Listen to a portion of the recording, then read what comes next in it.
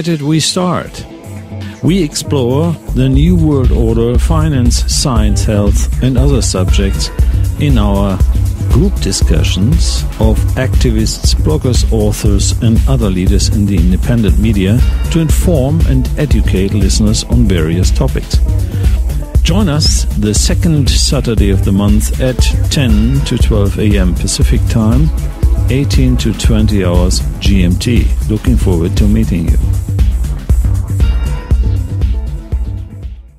Welcome to the second part of the UnitedWeStart Global Roundtable. You have myself, Alan James, you have Matt Navarro, you have Detlev from Wake News Radio, and Michael from Wake News Radio. And our special guest this month is Dr. Rima Laibow.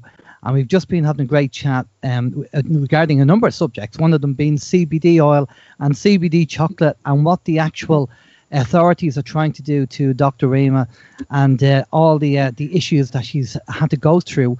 Unfortunately, she cannot sell the CBD oil anymore, but people are interested in getting the nano silver. She can still sell that on her website. We'll get all the details at the end of the show as well. Now, as it's the second part of the show, we're going to expand the subject matter a little bit more. And we're going to be talking about the issues that are going on in Syria at the moment. I'm sure everybody has heard the news by now. And that America and the UK and France have gone in and they start bombing Syria. Two wrongs don't make a right. And so there is the information that we've received through OIM anyway is that Trump, we feel, has been compromised. He was doing well, but apparently he now has been compromised. And this is a kind of the proof in the pudding. War doesn't solve any problems. But at the end of the day, when it comes to the global elites, there's been a lot of exposures going on. A lot of people have been exposed to what they've been doing. So in their interest, obviously World War III would be ideal because it actually, wipe a lot of people out on the planet while they go to their underground bunkers. Now, we're going to be talking about Syria and we're going to be talking about things that have gone on, but we can only give our opinion and we can only speculate on the subject matter because ideally none of us are actually involved in the White House or in London or in France or in, with Putin and finding out really what's going on. But we're going to give our viewpoint anyway and what we feel is going on. So I'm going to open it up to the table and I don't know, Matt or Detlev or Michael or Dr. Rima, if one of you want to come in and kick us off there and give us your opinion or your speculation on what you think is going on. So, Matt, I'll start with you. Okay, thanks. Before I get started here, I just brought up DrudgeReport.com, and radio talk show host Art Bell has died at age 72 at his home in Pahrump, Nevada. For me, that is a very painful note because I was a fan of his back in the early 90s and his efforts to expose and explore UFOs and the whole Area 51 thing to the world. So he really was one of the first to buck the trend and speak about UFOs and aliens and their existence. So it's a very sad day for us here, and let's send our best wishes to his family. I know he has a wife and kids. But he was a pioneer, I have to say, Matt. I'll second you on that. He was the one that was really doing it when nobody else really knew what was going on. So, yeah, it's a sad loss. Yeah, very, very sad indeed. Okay, so my take on this, yes, I agree with you, Alan, that Trump is compromised, and this is proof. As best we can tell, this sarin gas attack or chlorine gas attack in Duma was faked. The Russian press, which I trust more than the American press, said that they went to the hospitals. The doctor said we had no patients in the hospital that came in with these symptoms.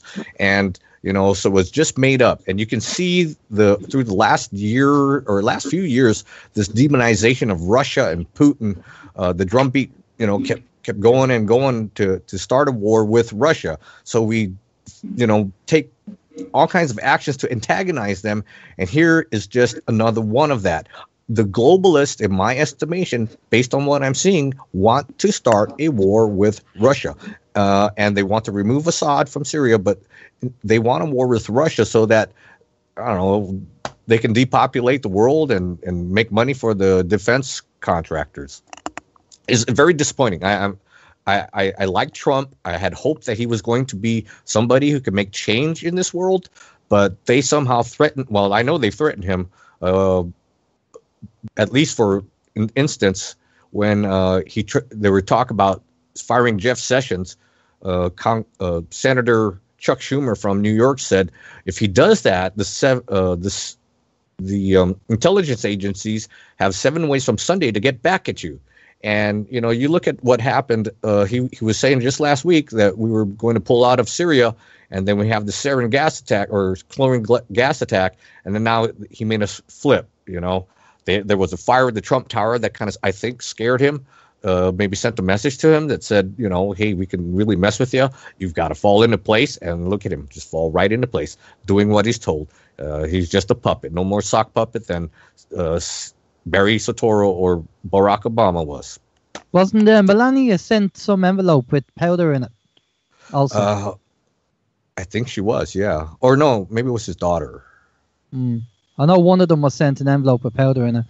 We know they have the technology to do these things, energy weapons and stuff like that. And there's ways and means that they can do it. So, let's not, muck about. I mean, we know that they have this technology and they have the ability to do it. There are people out there that are good people doing things in the background, but it's like I always see it as being on a seesaw. They win, we win, they win, we win. And we're at that point in our history at the moment where, well, it's all to play for at the moment because there's a lot going on. But I'm going to pass over to Detlev. Detlev, what's your take on what's going on in Syria? Well, thanks a lot, Ellen and Matt, for your points of view. Well, I think it all started with the Skripal attack in England, and we just had the results that a Swiss laboratory said that the Skripal poison has never been produced in Russia, but in the US and the UK. I have this report here in German, though, so I haven't found this yet in English. So the Russians, as you said, Matt, you trust the Russian press more than the US-American press. I think you're right. I mean, they are currently trying to defend Russia and Putin and so forth. So they try to bring out some truth. Even Alex Jones is paddling back. He has been a strong supporter of Trump, and he has issued a video just now. I listened to it today, and he's completely disillusioned. So even that is showing signs that all his supporters are leaving Trump now, at least for the time being. I agree. I think Trump was a puppet from the beginning. I mean, as a billionaire, he's just depending on the money system and on the lenders, and he's absolutely part of the system, even if he isn't part of the deep state and the military-industrial complex, obviously. For those who felt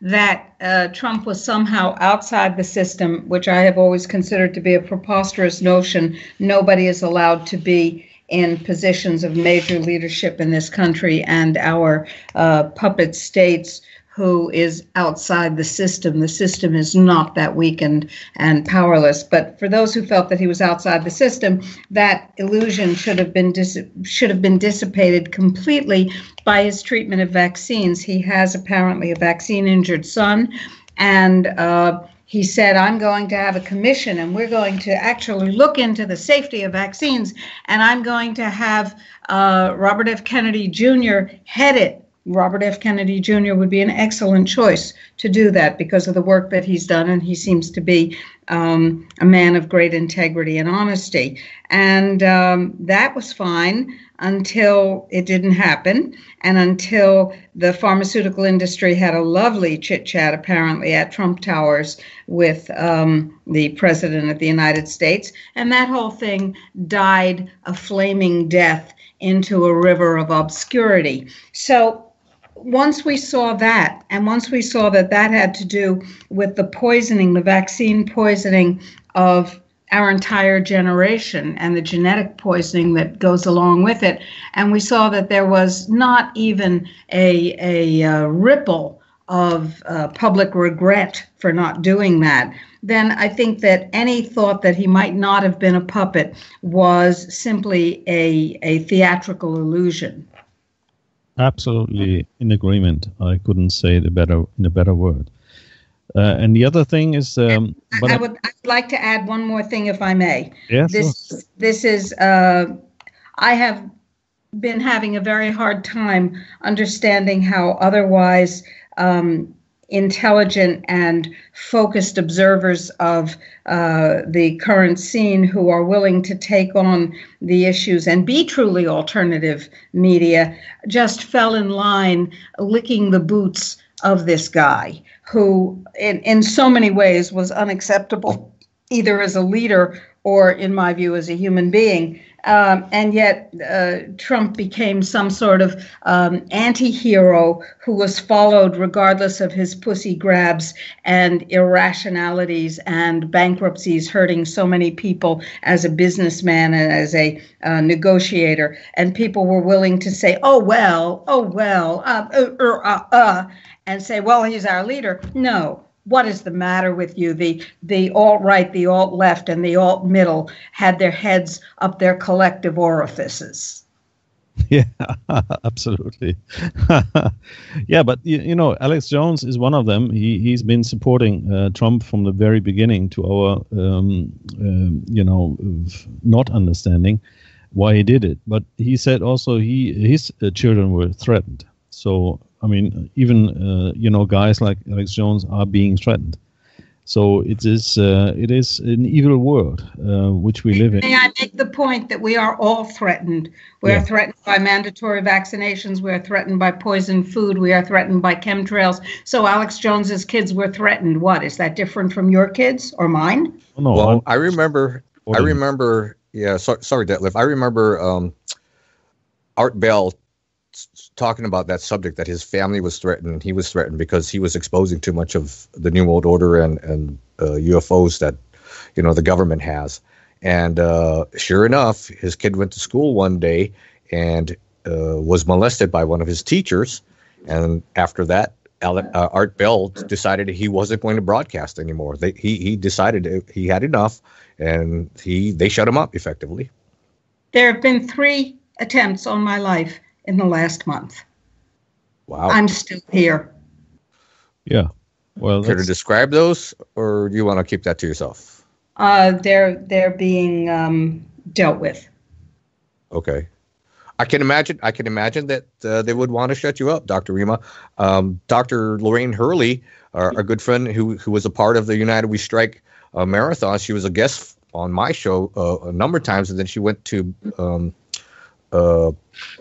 GCN and had her own show.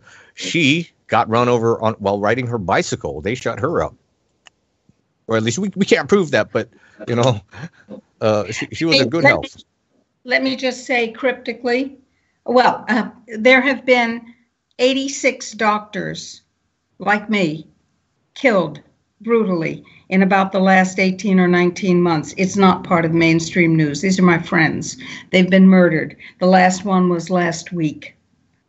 Wow. Pharmaceutical hegemony, conspiracy theory. What have you been smoking? Yeah, sure. Absolutely. And you're living proof. You're living proof of these things we talk about, and they're out there. They can get it to us, and apparently now they've gotten to the president for sure. I mean, I had doubts, but I was hopeful. But now there's no more doubts. General Stubblebine, the president of the Natural Solutions Foundation, and my husband, isn't here to talk to us anymore. Another one of these coincidences, shall we say. Hardly, hardly.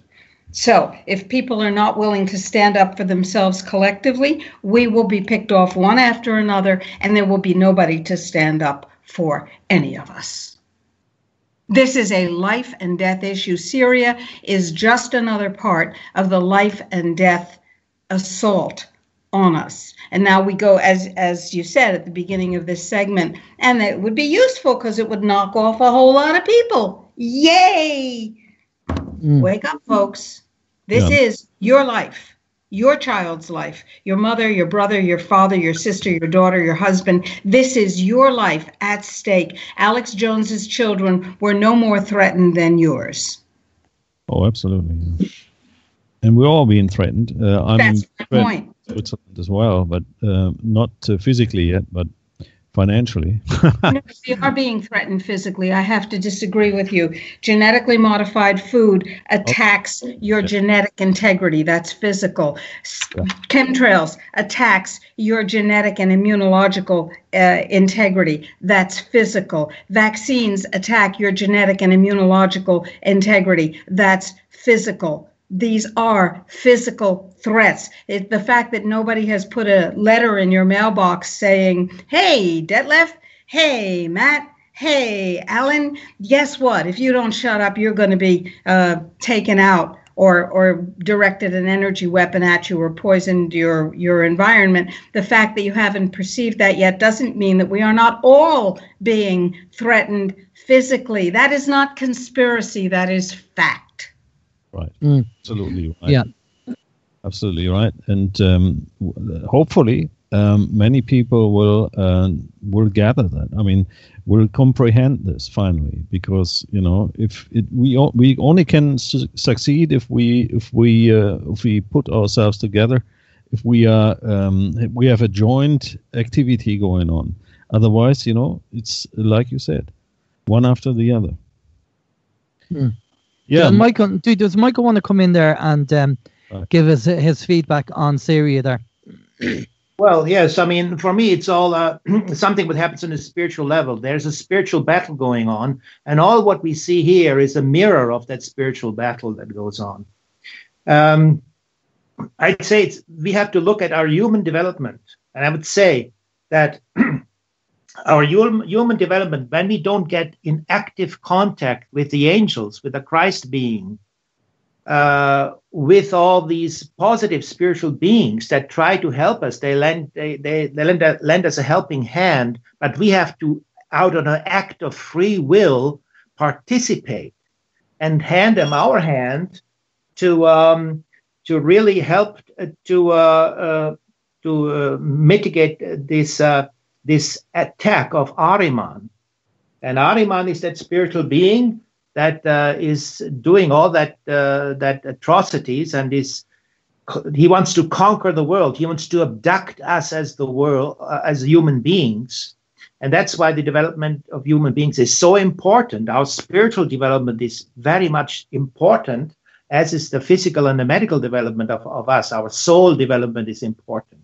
And we have to do meditation, to get in touch through inspiration, through intuition, through imagination with these spiritual beings, so they can help us. And they're waiting for us to get our act together, to really communicate with them, and then only we can be successful in the fight of these fights that are going on. And the fight is nothing less than our independence, of our free will, of our higher self, of our higher ego.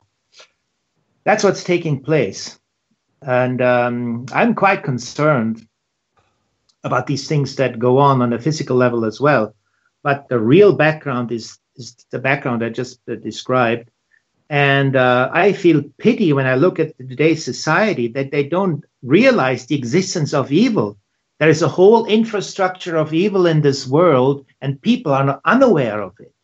They think evil has disappeared since the French Revolution, since we have the pseudo-democracy and the pseudo-republics, and this whole dark elite is now on vacation.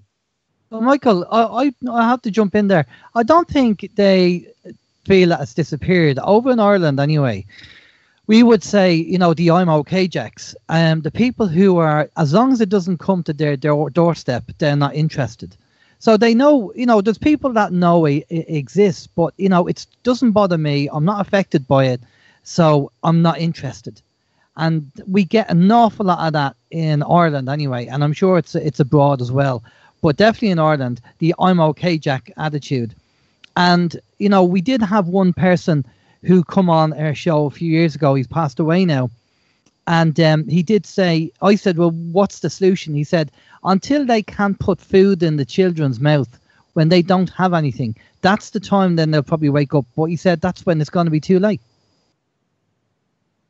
Well, if that's the state of our development, I say, yeah, that's pretty sad. So I don't know. I mean, there is. Yeah, sorry, Matt.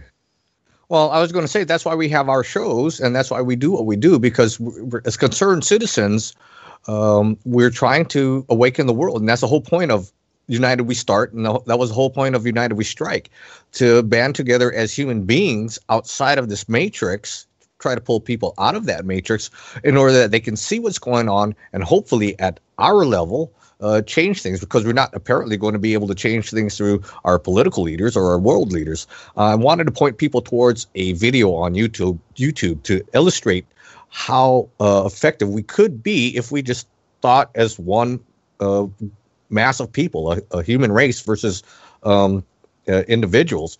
It's the tiny dot. It's about how little of our population it governs us at the Washington level, and how many other people in America there are. So it's an illustration of how many of us there is against them. So I would recommend you take a look at that video, because it's very graphic, and it just uses dots to explain this, how there's more of us and only a few of them. And if we get that lesson, we can use that to our advantage by helping our friends, families, and neighbors to wake up and learn these things so that we can protect ourselves. And if we're still here, their plan fails. The fact that the majority of people on the planet are still here, their plans have failed, because we should have been wiped out probably in 2003. So that's a kind of a good pointer to say that their plans are failing. Indeed. Yeah. Matt, can you please post this into the chat room? So not the Skype one, but the one on the United We Start page. Sure. So people can have a look at it. I will do that here shortly. My computer just rebooted on me. The Windows update went, so as soon as I get logged back into the chat room, I'll post that. Sure. Yeah, just as a reminder. Yeah. Okay, Alan. Sorry, I interrupted you. No, that's okay. I was just going to say, you know, they wanted to, you know, wipe us out a long time ago. And the fact we're still here on the planet means that their plans haven't worked. And as I say, as the momentum grows and as people wake up, we don't have the skills, or we don't have the tools they have, but we have the population of the people. And the one thing they fear is an awake population of knowing what's going on. And I don't know about you guys, but I'm actually seeing more and more people waking up.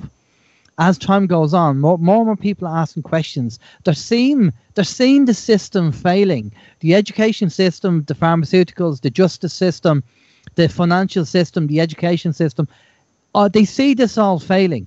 And maybe that's what's needed. Maybe all has to fail for people to see it and then say, we need to do something about it. And there are shoots of things, shoots of groups, you know, getting together and setting up and saying, well, we're going to do our own thing. And this is what we're going to do. So it is happening, but it's going to take time, because, you know, Rome wasn't built in a day. But the fact that we're still here on the planet, to me, says that their plans are not working. Well, that'd be great. If you look at, okay, all right. If you look at the way the world is structured today in our different secret societies, what we have the Mont Pelerin Society, we have all these neocons. And we have a whole vast system of secret societies that work for the evil goal. But as human beings, we have our thoughts, our divine feelings, which we can address and direct towards the spiritual world. And with that, I think we have a very mighty weapon against those assaults and attacks. And I think it's very important that every thought of the human being counts. It's being put on the scale.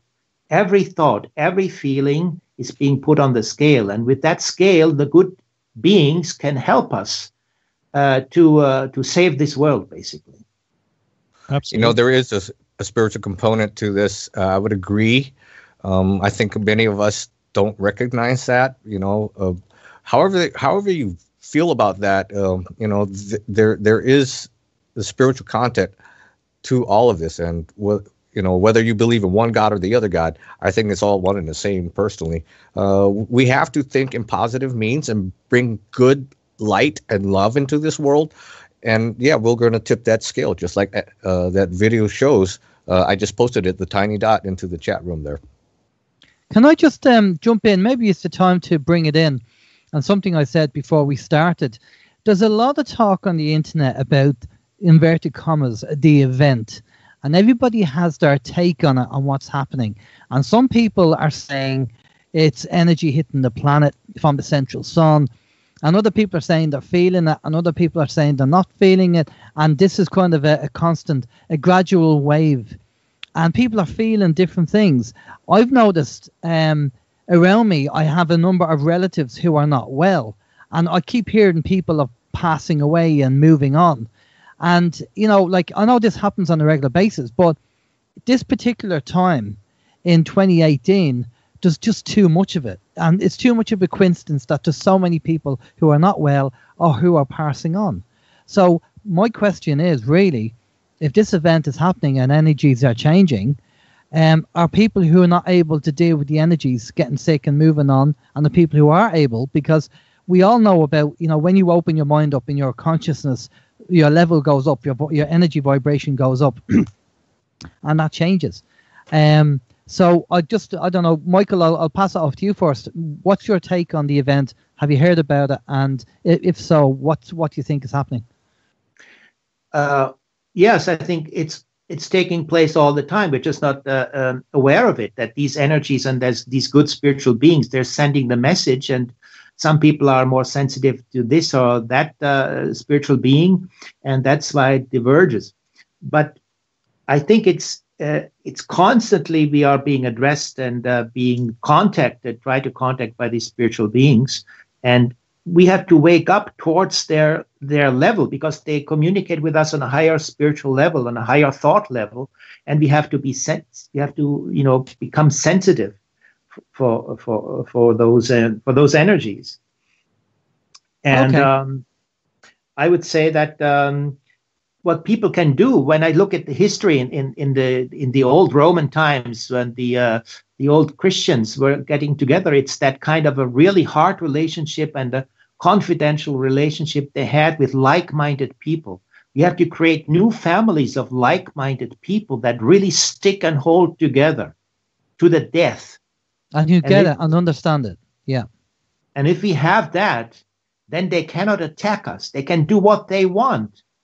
These evil, they can attack us left and right and from down and below.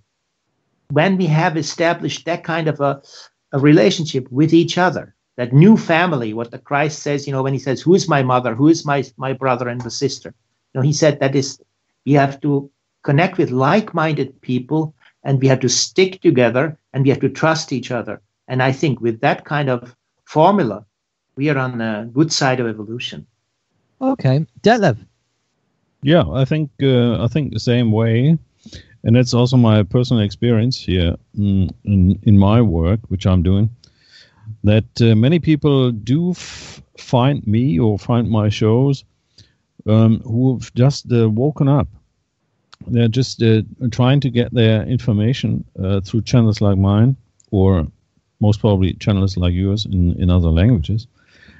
So, we are actually forming a new sort of community worldwide, because it's not just the US or it's not just Europe or so. It's worldwide. It's happening everywhere.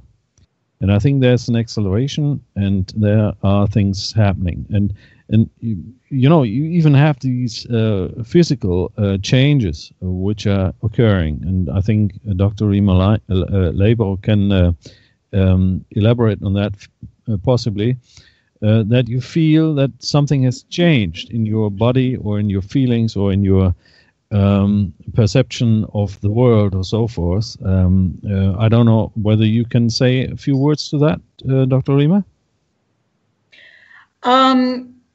This is a very difficult area to quantify. More people are feeling this, less people are feeling that, because we don't have the data to start with about how people felt on this or that subjective and subtle level. So I don't know about that. I know that there are things that are changing. For example, and this is a negative change,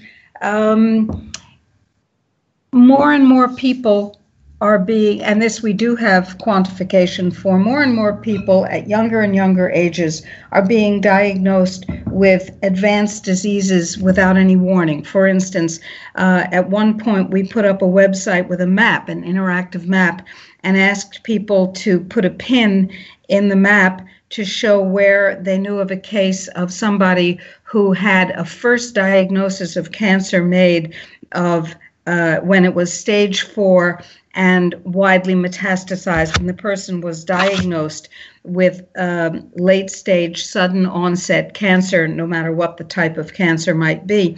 And the map was suddenly covered with location pins. This is a completely unknown phenomenon 20 years ago, but then it was also unknown for large numbers of children to be autistic until the vaccine schedule was ramped up to create that phenomenon. Yes, indeed, create that phenomenon. We know that people, it used to be when I was in medical school, and I graduated in 1970, still I am happy to say within living memory, it used to be that by definition, macular degeneration could not be diagnosed in somebody younger than 65 years of age. Not possible. Now, I personally have treated a brother and sister who were 17 and 18 years old with macular degeneration. It's a nutritional disease. And I was able to reverse that process for them nutritionally through intravenous nutrition. As I have many other people who are not so young. We're seeing chronic degenerative diseases at younger and younger ages. These are not positive changes unless you're the pharmaceutical industry, the medical complex, or the depopulationist complex.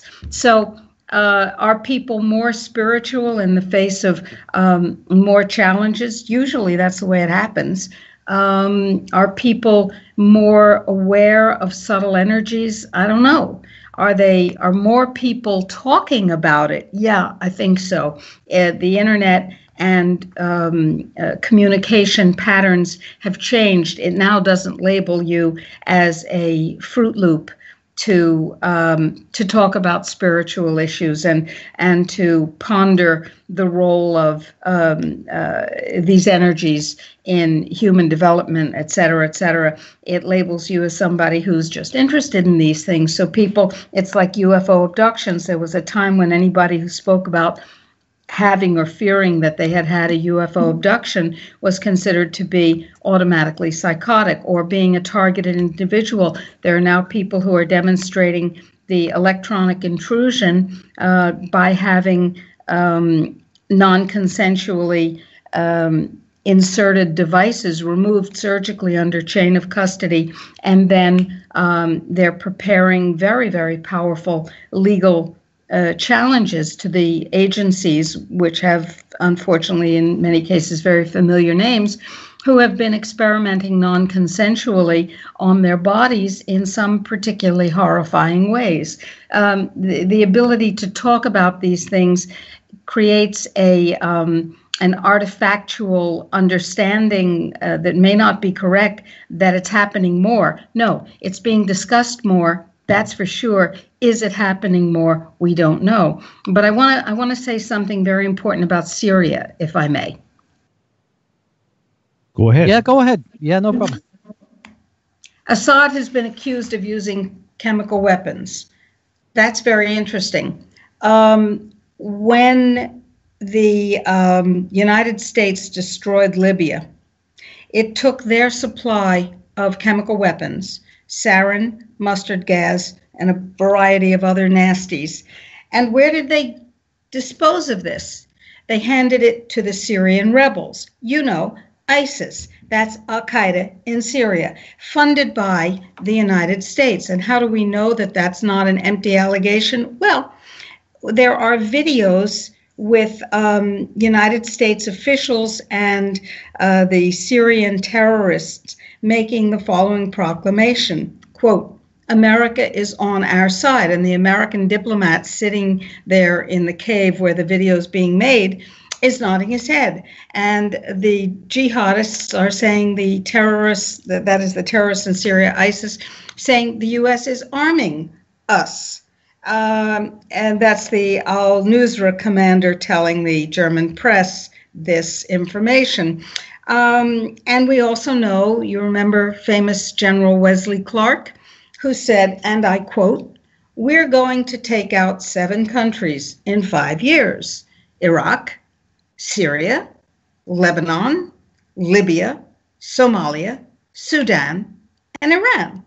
That was an absolutely public statement. And you remember that in 2007, the Bush administration started funding again the Muslim Brotherhood to destabilize Egypt and that part of the Middle East.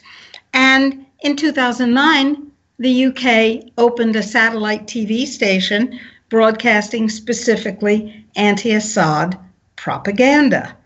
So, and then, of course, there are the white helmets, the Oscar-winning white helmets, who have cost the United States more than $100 million. And they are jihadists, nothing but jihadists. That's been, I think, amply documented. So we're talking about a war against reality, as always in any propaganda effort, and a war against democracy and peace and ultimately people. Now, if there are beneficent entities out there who are on our side and working for us, okay, guys, now would be a good time to get involved. Yeah, indeed. Okay, we'll pass off to Matt. Matt, so what's your take on the event? What's your feelings on that? I haven't followed that, to be honest. Though I know that occasionally, or in the past, we've had folks say, "Well, Comet Hale-Bopp is going to bring the end of the world," or "The eclipse is going to bring the end of the world," things like that. And there's, I guess, supposed to be on the 23rd a great rapture for the Christians based on numerology. I don't know. I've not followed those, and I'll believe it when I see it. That's my approach on that. But is there an awakening of sorts? Well, I hope there is. I think there is. I think, and I like to think we're part of that, and that our voices are reaching people, and hopefully those people go help other people to learn, awaken, and if that's meaning, if that someone wants to interpret that as a spiritual awakening, fine with me. Go help awaken people. Yeah. Well, no, that's it. I mean, we all have our take, and we all have the information that comes in, and we have to go through that and filter out what we feel resonates with us, and the rest we can put on the shelf. And we're all on the path of learning and that journey. And we talk about this on OIM on a regular basis. And the psychology involved with actually awakening and waking up to what's going on.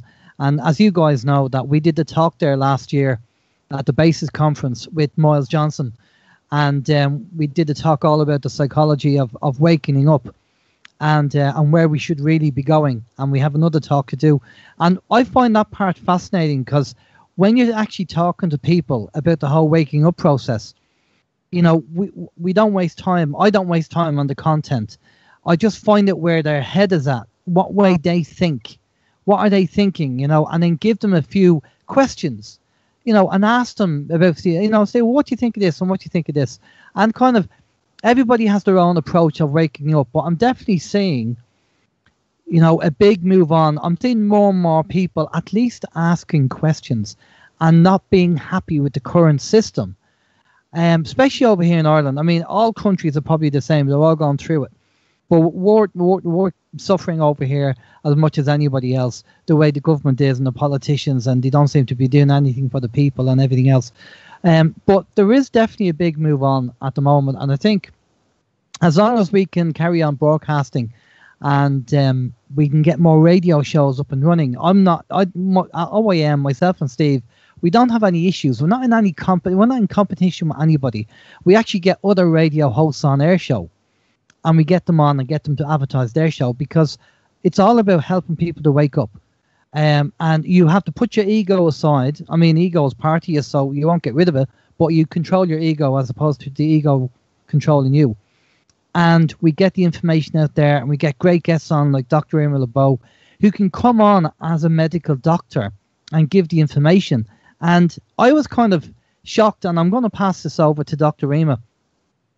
I was in a situation there a couple of weeks ago where they were actually talking, a group of people. I was in the room, I was doing some work, and a group of people were talking about the vaccines. And they were talking about, oh yeah, we have to get the vaccines and get the baby done and everything else. And I didn't want to get involved in the conversation because it wasn't the right time for me to get involved and say something. I was there kind of purely to do work and go. And but it was very interesting. Now, one or two people in the actual group did kind of question the vaccines. But let's pass it over to you, Dr. Rima. Categorically, we can say the vaccines don't work. They never have. And basically, the time the vaccines came on is when hygiene actually got better and the understanding of hygiene got better. So less and less people were getting sick. And, so if you can kind of back that up from a medical point of view and tell us about why people should not be getting their children vaccinated. Dr. Rima, you still there, or are you muted? Yeah, she may be muted. I muted myself. I get very upset when other people mute me, but I did it voluntarily. At the beginning of the first hour of today's broadcast, people were advised to have a pencil and paper because I give out information that they might want to write down, which I appreciated. Well, here's something that you really want to write down in answer to Alan's comment, which is excellent, question, and that is tinyurl.com/Dr. Rima India paper, DRRIMA India paper. I delivered a paper by invitation at the first All India Medical Congress in Mangalore, India, in which I talked about vaccines, and I talked about precisely what you said, that there is no science backing them, that every infectious disease, including the ones for which we have never had a vaccine, like scarlet fever,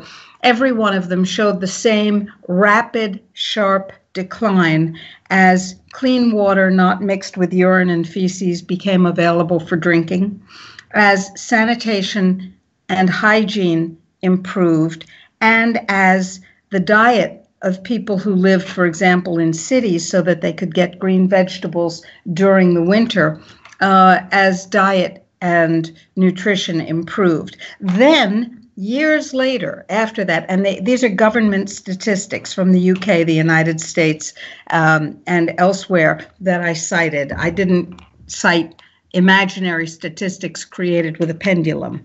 These were the government statistics over 150 years. And then what we saw was that when the vaccines were introduced, whether it was for measles or mumps or smallpox or rubella or whatever, there was an uptick in the number of diseases of that sort, of measles, mumps, rubella, whatever, because vaccines actually cause the disease. And if you look at the information that's supposed to be handed out to every patient and that doctors are supposed to have read and mastered, if you look at the package inserts on every single vaccine, you will see that the disease itself is one of the side effects. So you're giving a vaccine against measles and you're saying, oh, measles is one of the things that you can get. That seems like a good idea.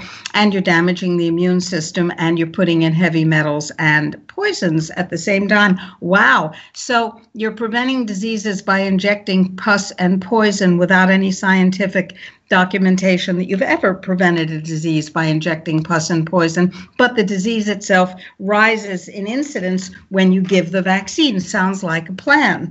So this paper also talks about the fact that, for example, the two huge successes of vaccinology are, as we all know, say it with me, boys and girls, smallpox and polio eradication. Wrong. Smallpox was eradicated when, after realizing that the vaccine was not eradicating anything, a doctor with whom I actually went to medical school, I'm sorry to say, Dr. Larry Brilliant, who was the head of public relations at the World Health Organization at the time, came up with a brilliant idea. And that was, oh, well, we haven't eradicated the disease, and we've created enormous illness and infertility with the smallpox vaccine, a very dangerous vaccine. I tell you what, why don't we change the name to monkeypox? And everybody said, oh, that's a great idea. And at that point, the incidence of smallpox fell to zero because there was no more smallpox. But a study of 611 cases of people who had died of monkeypox was published in the New England Journal of Medicine, and this is cited in the paper, the Dr. Rima India paper. You can just look up Dr. Rima India paper and you'll find it that way too. 611 pathology samples, both fluid and tissue samples from people who had died of monkeypox, were examined by some virologists who said, do you know what monkeypox is? I've never heard of monkeypox. No, I never heard of monkeypox either. Don't know what it is. So they examined it, and lo and behold, what they found was, wait for it, smallpox. It was caused by the smallpox vaccine. But there is no more, I'm sorry, it was caused by the smallpox virus. But there is no more smallpox disease. It was named monkeypox. Well, what about polio? In India, in the 13 months before India was declared by the FDA and the World Health Organization to be a polio-free country, 57,300 children developed a disease in which they became paralyzed. They couldn't, their limbs withered. In many cases, they died because their breathing muscles stopped working. And it was named, instead of being named ascending flaccid paralysis or infantile paralysis, polio, it was called, wait for it, non-polio acute flaccid paralysis or non-polio infantile paralysis. And therefore, by administrative fiat, India became polio-free. And this data comes from a physician who was looking at the fact that the incidence of polio had risen so sharply, and that the polio that was being seen, or the non-polio that was being seen, was being caused by the virus that had been injected into these children by the very vigorous campaign that was carried out to inoculate every single child in India. And who gave the first vaccine to much public fanfare? Why, the Dalai Lama. And I wrote an article at the time called, Whom Would the Buddha Vaccinate? But never mind that. The point is that the doctor wrote about the fact that 57,300 children had a disease that was caused directly by the vaccination, and many of them died, and that this was twice as virulent as the polio that was found in the community without vaccination.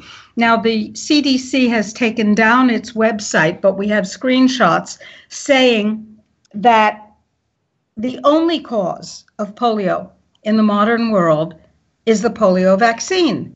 But they took that down. Nonetheless, as I said, we have a screenshot. So add to that the following. Professor Andrew Maniotis, emeritus from the University of Pennsylvania, wrote a paper in which he talked about how you predict where an outbreak, a pandemic, or an epidemic will occur of whatever disease you're interested in. And he found after a significant amount of study that there is one surefire method to predict an outbreak, an epidemic, or a pandemic of this or that or the other disease. And that is to track where the vaccination programs take place, because that's where the outbreak, epidemic, or pandemic is going to take place. Vaccines choose where the epidemic will take place. They, in fact, cause the epidemic by spreading the virus. And in fact, recently, the British Medical Journal published an article that I alluded to earlier saying that the flu vaccine was causing the mutation of the virus in the flu vaccine to a much more virulent form that was causing a dengue-like fever. That's break-bone fever. It's a very dangerous disease. A dengue, which I would take nanosilver to make sure my immune system could prevent me from having. So the dengue-like symptoms are created by the mutation created by the virus. So now we're changing the virus to be more deadly, and we're changing the immune system to be less able to handle even regular assaults. And it sounds like a plan, doesn't it?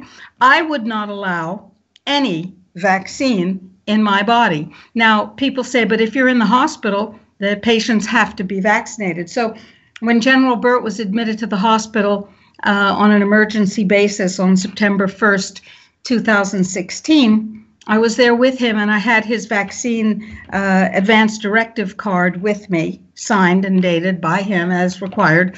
And people would say, well, we're going to vaccinate him. And I would say, no, you're not. And they said, well, you have to, it's required. And I would say, would you please ask legal to come down here, please? Make a copy of this card. And every document that I signed, whatever it was for, said, I refuse all vaccines. And I, of course, had power of attorney to sign for him. I refuse all vaccines. And they said, well, this isn't about vaccines. I said, I know, but I want it on record. All vaccines are refused. Can we just wrap it up there? That's good to know, Dr. Rima.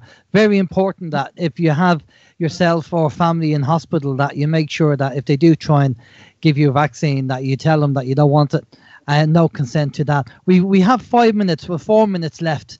So we want to pass over to Matt. Matt, if you want to do the roundup and wind things up, and you can take it from there. Okay, thanks, Alan. Well, let's start with everyone giving us their websites, how we get a hold of them, or shows we want them to listen to. Alan, go ahead. Okay, very quickly, if you want to catch myself and Steve, it's oimradio.com, every Sunday live, 7 p.m. to 9 p.m. GMT. Thanks for coming on. Thanks, Detlev, Matt, Michael, and especially Dr. Rima for coming on. Fantastic information. Great show today. Thanks, Alan. Michael, go ahead. Give us your website or your show schedule. Oh, well, that is Michael at wakenews.net. Okay. Well, thanks for joining us this month. That was very brief. Detlev, go ahead. Yeah, thanks a lot. This is a great show. My shows are in German usually, not only, but usually Tuesdays and Thursdays in the afternoon. Look it up at wakenews.net and wakenews.tv. Looking forward for next show.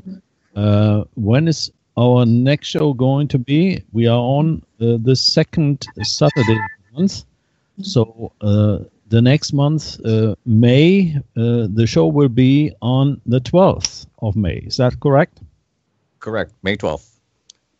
Wonderful. Okay. Hey, thanks a lot, Detlev. Dr. Rima, please give your websites out again one more time. drrima Truth Reports, DRRIMA, truthreports.com. Whoops, I have no idea why that happened. Sorry. Dr. Rima, truthreports.com. And thank you so much for having me. It was really a pleasure to be with you, gentlemen. We thank you for joining us today. Always a pleasure and an honor to have you. And we do miss the General. He was a great patriot. And I wish you our best. We still love you, Dr. Rima, and thanks because we've missed you. My name is Matt Navarro. My website is nwodor.com, nwodor.com. Please go there to the podcast archive page and listen to some of those shows. I've got great information on the front page on nano silver. We will be back here next month. I may not be because I'm traveling that day, but we invite you all to be back here. So I'd like to be able to close the way we did back when we were UnitedWeStrike.com, since, Alan, you gave me the opportunity here. We always closed our shows by saying death to the New World Order. So I'd like to just kind of, for old time's sake, do that, okay? Okay, give us a countdown. 5, 4, 3, 2, 1. Death to the New World Order. Great, guys. Thanks a lot. Okay, thanks a lot for everything, and we will be rebroadcasting after the break. Don't forget that. So if you want to tune in and listen to what we have been saying the last 2 hours, you just stay online. We will be also supplying you the audio on our podcast archive, which you will find on our UnitedWeStart.org website. And we will also produce videos of the show later on, so you don't miss anything. Thanks a lot. We'll listen to a bit of music, and then we do the report. Okay, thanks a lot. For everybody, this is Detlev of Witness Radio, Witness TV, in our UnitedWeStart.org Roundtable discussion, April 14th. See you. United We Start, fighting for freedom. A group discussion of activists, bloggers, authors, and other leaders in the independent media to inform and educate listeners on various topics. Join us the second Saturday of a month, 10 to 12 a.m. Pacific Time, 18 to 20 hours GMT.